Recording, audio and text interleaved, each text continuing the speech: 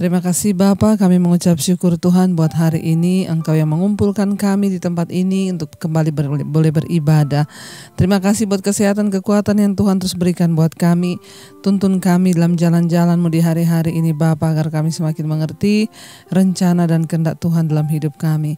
Terima kasih Tuhan, urapi hamba-Mu yang tidak ada apa-apanya, urapi setiap kami. Dalam nama Yesus kami berdoa mengucap syukur. Haleluya. Amin, amin, amin. Iya, shalom buat jemaat ERC Elroy ya, yang saya kasihi yang ada di Sawangan. Puji Tuhan kita boleh berjumpa kembali di dalam kasih Kristus pada hari ini. Saya percaya kita dalam keadaan baik, sehat dan luar biasa. Di hari-hari ini saudara, rasanya hari-hari yang sulit. Begitu banyak tekanan, begitu banyak persoalan, begitu banyak himpitan, bahkan ada banyak ketakutan rasanya di sekeliling kita. Tetapi saudara, kita harus tetap percaya pada Tuhan dan kita harus tetap memiliki pengharapan, iman dan kasih kepada Kristus. Nah, hari ini kita akan sama-sama belajar dari firman Tuhan ya. Firman Tuhan terambil dari 1 Petrus pasal yang pertama, mulai dari ayat yang ketiga. Firman Tuhan berkata begini saudara. Terpujilah Allah dan Bapa Tuhan kita Yesus Kristus, yang karena rahmat-Nya yang besar telah menganugerahkan, telah melahirkan kita kembali oleh kebangkitan Yesus Kristus dari antara orang mati kepada suatu hidup yang penuh pengharapan. Ayat ini berkata, terpujilah Allah dan Bapa Tuhan kita Yesus Kristus, yang karena rahmat-Nya yang besar telah melahirkan kita kembali oleh kebangkitan Yesus Kristus dari antara orang mati kepada suatu hidup yang penuh pengharapan. Saudara, kita ini dipanggil percaya kepada Kristus supaya kita ini dihidupkan kembali, supaya kita ini dilahirkan kembali. Setiap orang di dalam dunia ini perlu mengalami kelahiran kembali di dalam Kristus. Artinya apa? Itu adalah sebuah peristiwa kita berjumpa dengan Tuhan Yesus secara pribadi dan kita mengalami kelahiran baru. Ingat, Yesus pernah berkata kepada Nikodemus, engkau tidak mungkin bisa melihat kerajaan Allah kalau engkau tidak dilahirkan kembali. Ya, dan kita percaya kepada Yesus, kita berjumpa kepada Yesus, kita ini dilahirkan kembali. Dan apa? Kita dibawa kepada suatu hidup yang penuh pengharapan. Ya, jadi orang yang mengaku percaya kepada Kristus itu harusnya hidupnya penuh pengharapan. Kalau hari-hari ini karena keadaan, karena tekanan, karena ketakutan, karena kekhawatiran, lalu kita semua rasanya kehilangan pengharapan, maka mari kita bertanya lagi, apakah kita ini sudah benar-benar hidup di dalam Kristus ya? Kita harus tetap punya pengharapan. Ya, kenapa saudara? Karena orang yang tetap punya pengharapan itulah yang bisa melihat mujizat dan jalan-jalan yang Tuhan bukakan di depan mereka. Saya beri contoh saudara, ketika memasuki pandemi ini aja, bulan Maret tahun yang lalu itu rasanya di depan mata ini buram. Ya, saya secara pribadi juga mengalami.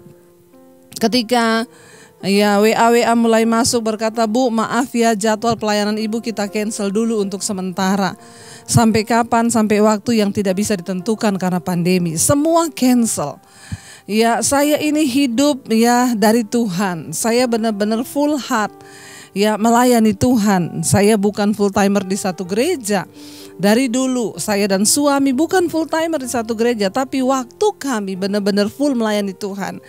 Ketika pandemi ini terjadi, kami berpikir, aduh ya, mungkin kemungkinan terburuk ya akan kami jalani di tahun ini. Kami mungkin akan ya terpaksa akan menjual rumah karena tidak tahu apa yang akan terjadi ke depan.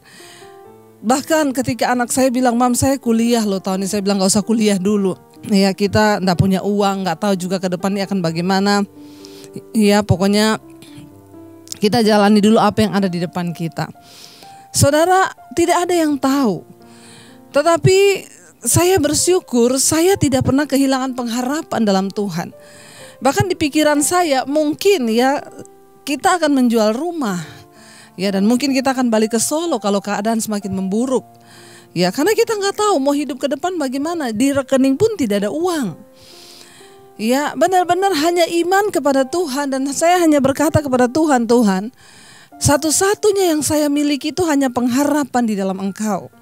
Karena aku telah dipanggil, dilahirkan kembali dalam Kristus, dan aku telah Engkau bawa kepada suatu hidup yang penuh dengan pengharapan. Jadi aku percaya Tuhan, ya ada pengharapan di dalam Engkau. Ya, dan itu artinya sekalipun keadaan di depan saya itu buruk, tetapi saya akan tetap percaya dan akan tetap melihat ada pengharapan yang akan saya lihat ke depan. Bahkan seburuk apapun keadaan di depan kita, saudara, ketika kita masih punya pengharapan, maka saya percaya kita akan terus melihat mujizat. Ketika saya terus berharap, saya cuma berkata, Tuhan, aku percaya. Ya, sekalipun tidak terlihat di depan kami jalan itu, namun aku tetap punya pengharapan. Dan apa yang saya lihat hari-hari ini, saudara, semua yang saya takutkan di tahun yang lalu itu tidak terjadi, justru sebaliknya. Ya, Tuhan membalikkan keadaan. Ya, kalau dulu kita berpikir akan kehilangan rumah dan lain sebagainya, ternyata Tuhan justru semakin memberkati kami di hari-hari ini. Dan saya melihat, ya, coba kalau saya membiarkan pikiran saya dikuasai oleh ketakutan di masa lalu itu, di 1 tahun yang kemarin, maka saya tidak akan pernah melihat pengharapan itu sekarang. Karena saya tidak mau diintimidasi, saya memperkatakan firman. Ada pengharapan yang timbul, saya tetap percaya. Saya bilang, Tuhan, saya siap dengan semua resiko yang akan terjadi, tetapi aku tetap percaya pengharapanku di dalam Engkau itu tidak akan pernah mengecewakan. Ingat saudara, saudara itu dipanggil, kita dipanggil untuk percaya pada Kristus. Supaya apa, saudara? Supaya kita ini dibawa kepada satu hidup yang penuh dengan pengharapan. Jadi ingat, hari-hari ini jangan biarkan pengharapanmu musnah karena ketakutan, karena kekhawatiran. Jangan mau ditipu oleh iblis sehingga pengharapan kita hilang begitu saja. Tetaplah miliki pengharapan. Ayat yang keempat berkata, ya, kita ini dibawa menuju ke satu pengharapan untuk apa? Untuk menerima suatu bagian yang tidak dapat binasa, yang tidak dapat cemar, dan yang tidak dapat layu, yang tersimpan di sorga bagimu. Ya, kita dibawa ke satu pengharapan untuk apa? Kita akan diberikan satu bagian. Tuhan sudah menyiapkan satu bagian bagi saudara dan saya, dan itu salah satu bagian yang sangat-sangat luar biasa. Dia berkata apa?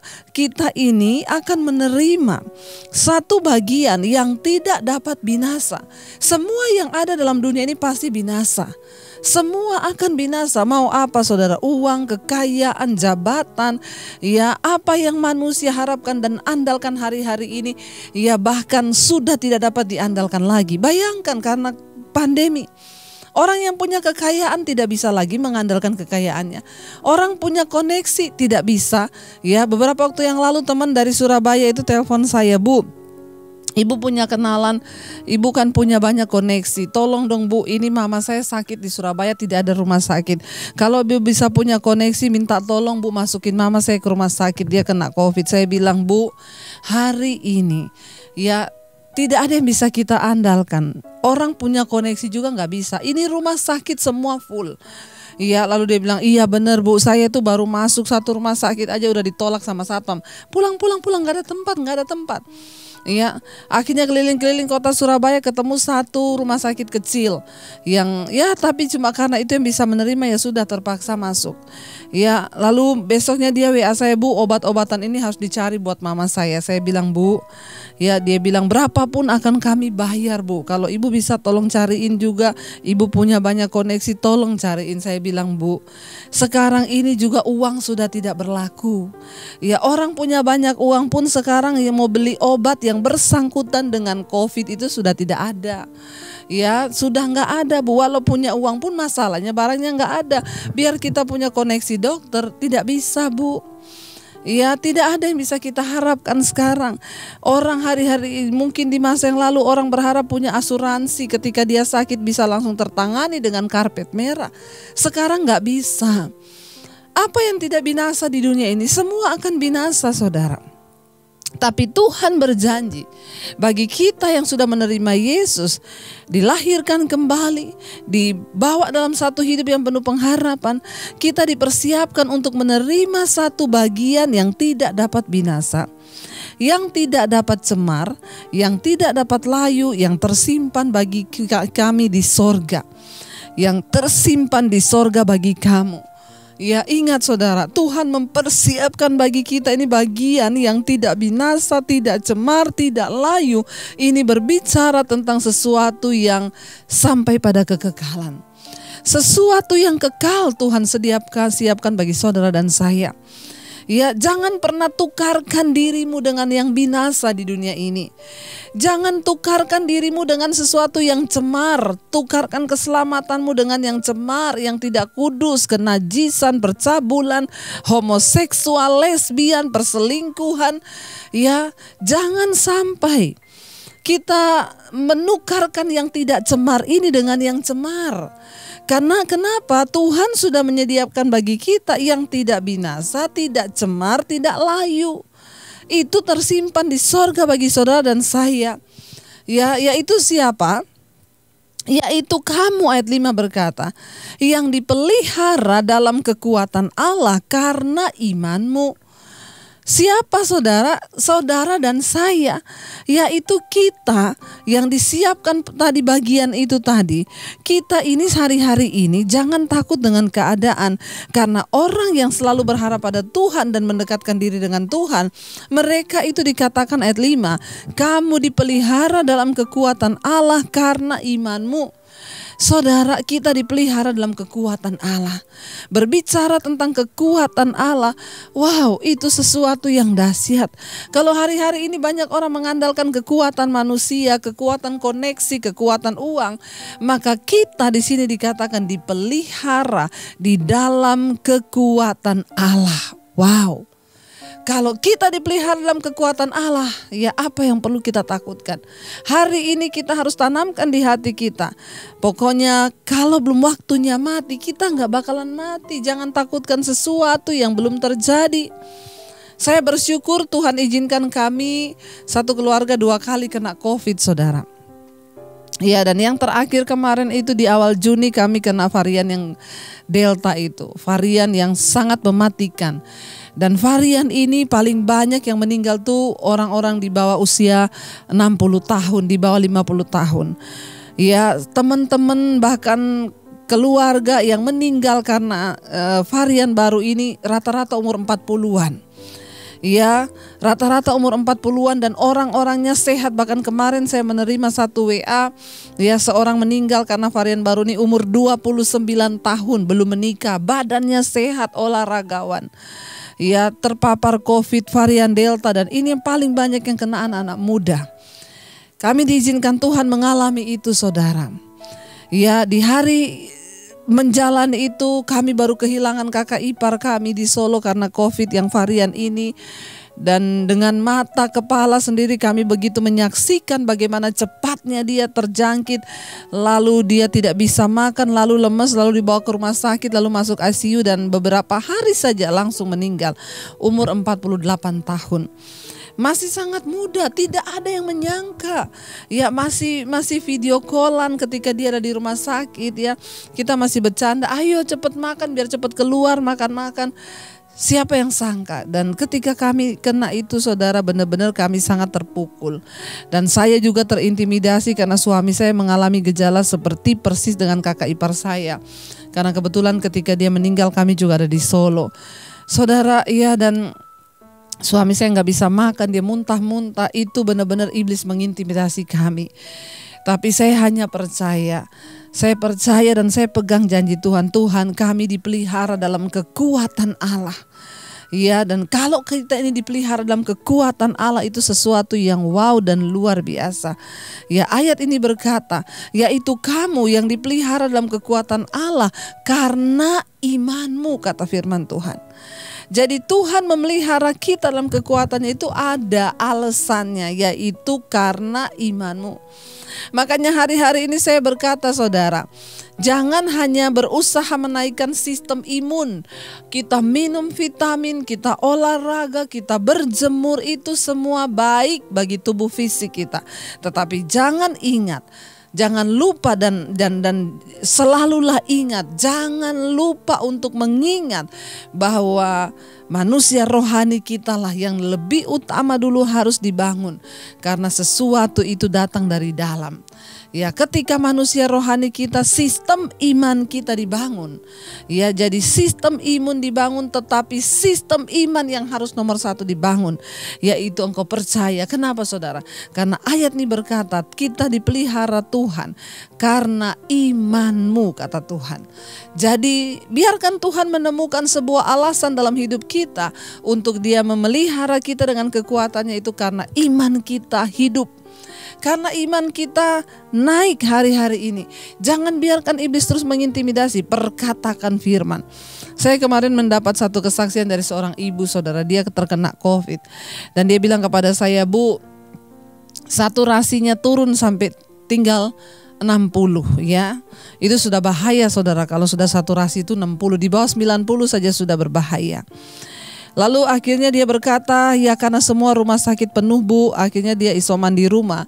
Tetapi dia mulai sesak napas ya. Dan hari-hari ini mencari tabung oksigen itu begitu sulit, saudara. Bahkan kita tahu bersama, yang punya pemilik pabrik oksigen saja meninggal karena terlambat dapat oksigen. Ya, ini sesuatu yang sangat menampar kita bahwa tidak jaminan, saudara. Akhirnya dia berkata, lalu puji Tuhan ada seorang teman yang bisa memberikan dia pinjam tabung oksigen. Tapi dia berkata, Bu, saya dipinjami hanya tabung yang kecil. Waktu saya sesak napas, Bu, mata saya terus tertuju ke tabung oksigen itu. Kenapa? Karena isinya semakin menipis. Di benak saya berpikir, kalau sampai tabung ini oksigennya habis, cari refill oksigen di mana? Sekarang aja untuk refill susah, apalagi dia ada di kota kecil, saudara. Dia bilang, mata saya terus tertuju pada tabung oksigen itu, Bu. Lalu saya semakin sesek, saudara. Jangankan orang sakit COVID, orang ketakutan aja sesek, apalagi COVID plus ketakutan. Ketakutan karena sebentar lagi tabung itu habis, lalu tidak ada refill, lalu dia bisa mati. Tiba-tiba Tuhan ingatkan dia berkata, Tuhan bilang, ayo memuji Tuhan.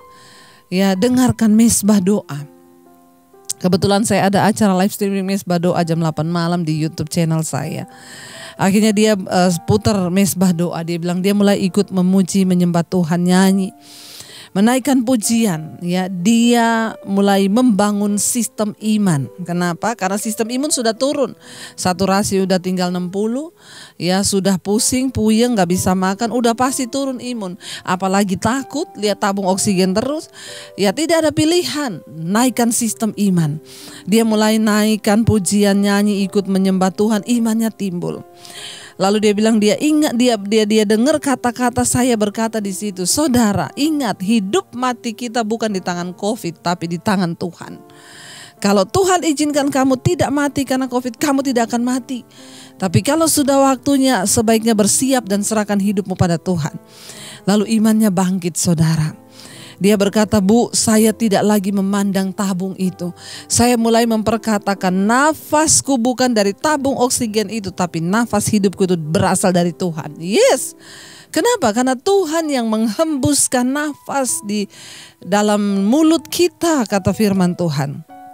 Akhirnya saudara, dia memperkatakan. Ketika dia memperkatakan, dia mulai nyanyi, dalam nama Yesus, dalam nama Yesus. Dia berkatakan, ya, saturasi naik. Dia nyanyi seperti itu, saudara. Lalu pelan-pelan dia mulai lihat saturasi oksigennya naik. Akhirnya lepas tabung, lalu dia bisa bernapas lega, dan hari ini dia disembuhkan. Tidak ada perkara yang mustahil ketika iman kita naik. Maka firman ini berkata, kita dipelihara dalam kekuatan Allah. Jangan takut yang berlebihan. Lalu saudara, dikatakan di sana, saudara, ayat yang ke 5, yaitu kamu yang dipelihara dalam kekuatan Allah karena imanmu, sementara kamu menantikan keselamatan yang telah tersedia untuk dinyatakan pada zaman akhir. Di dalam penantian kita ini, kedatangan Tuhan, akhir zaman, ya, kita sedang menanti hari-hari ini. Hiduplah terus berjaga-jaga. Lihatlah tanda-tanda zaman. Hidup berjaga-jaga seolah-olah pencuri itu akan datang nanti malam, kata Tuhan. Berbahagialah mereka yang berjaga-jaga. Ya, firman Tuhan berkata, saudara, ayat yang ke-6, bergembiralah akan hal itu, sekalipun sekarang ini kamu seketika harus berduka cita oleh berbagai-bagai pencobaan.